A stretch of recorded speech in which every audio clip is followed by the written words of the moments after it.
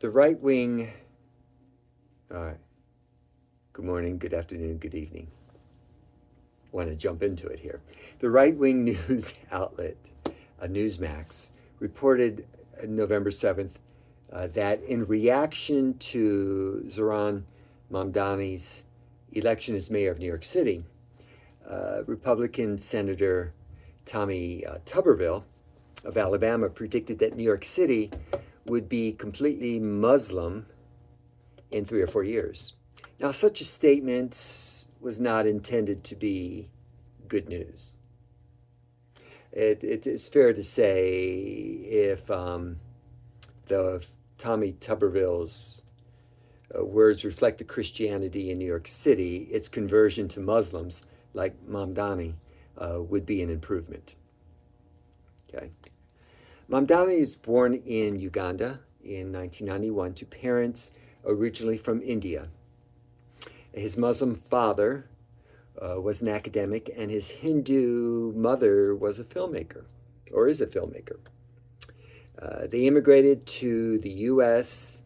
when Mamdani was 7, okay, and maintaining dual citizenship, he became a naturalized U.S. citizen in 2018.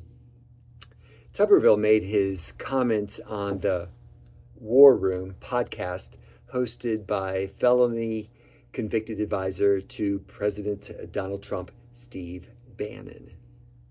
Of Mamdani's election, Tuberville said, I'm a traditionalist, but we're in a different country these days. This is a different time. We just saw what happened in New York. We lost New York. It will be completely Muslim in 3 or 4 years. That's what they want. They're going to get everything free for them, and they're just going to spread throughout the country. We better wake up and smell the roses, Tommy Tuberville said. Former, Auburn coach? Whatever. All I can say is, Lord, have mercy. Muslims, in particular, need an apology from American Christians. People of all faiths need to hear an unfettered condemnation of the behavior of Christian-identifying people like Tommy Tuberville and those who repeatedly vote for him and promote these so-called Christian values. Notice Tuberville does not merely take issue with political ideology the way dear friends Ronald Reagan and Tip O'Neill or John McCain and Barack Obama butted heads. No, the biggest chunks of Tuberville's word vomit are forms of religious bigotry. We can hear his word when he refers to himself as a traditionalist as an admission to holding to these unbelievably silly leave it to beaver mindsets that long for a mirage of a rose-colored past and fears the loss of a cultural Christianity that makes life easy for those in the Christian majority. Lions and tigers and bears, oh my, what if Christianity actually became an act of faith again instead of a country club? And that brings me really to one of the many all but forgotten pieces of the history of Christianity. The violent response of so-called Christians to Michael Sattler, a former Catholic priest turned radical pacifist Protestant centuries ago. Let me share with you just briefly a little bit about Michael Sattler's story. In the 1500s, European Christianity faced the rise of the Muslim Ottoman Empire. Among Christians, conflict arose over the relationship between Christianity and the government, specifically over Christian engagement in war. One branch promoted staff-bearing pacifism.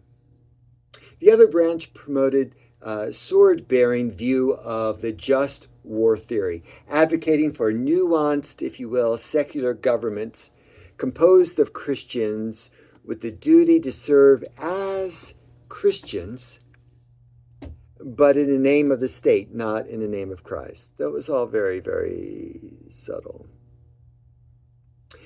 It was in the Jesus taught tradition of kindness to enemies that Sadler and his group sought to peacefully engage the invading Ottomans.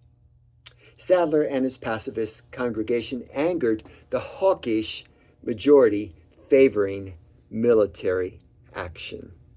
In 1527, Sadler and his wife, Margaretha, a former nun, and several others of their group were arrested and charged with a list of alleged heresies, which included denying the authority of the church and rejecting both the validity of infant baptism and the celibacy of clergy. During the trial, Sadler was pressed on his refusal to take up arms against the Muslim Ottomans. And he replied, "If the Turks come, we ought not to resist them, for it is written, 'Thou shalt not kill.'" Sadler goes on to say, "We must not defend ourselves against the Turks and others of our persecutors, but we are to beseech God with earnest prayer to repel and resist them. If warring were right," he said, "I would rather take the field against the so-called Christians who persecute and apprehend and kill pious Christians than I would take up arms against the Turks." Of course, Sadler was found guilty, and the sentence was read aloud, and here it is. "Michael Sadler shall be delivered to the executioner, who shall lead him to the place of execution and cut out his tongue, then forge him fast to a wagon, and thereon with red-hot tongs twice tear pieces from his body. And after he is brought outside the gate, he shall be tortured 5 times more in the same manner." This horrific sentence was carried out around, as best we can guess, March 20th, 1527. And within a few days, refusing to recant, his wife, Margaretha, was drowned. This inhumanity was not carried out by the Muslims, but by traditionalist Christians whose hateful words became hateful actions. It was carried out by traditionalist Christians who liked the soft couch of their cultural Christianity. It was carried out by traditionalist Christians like Tommy Tuberville.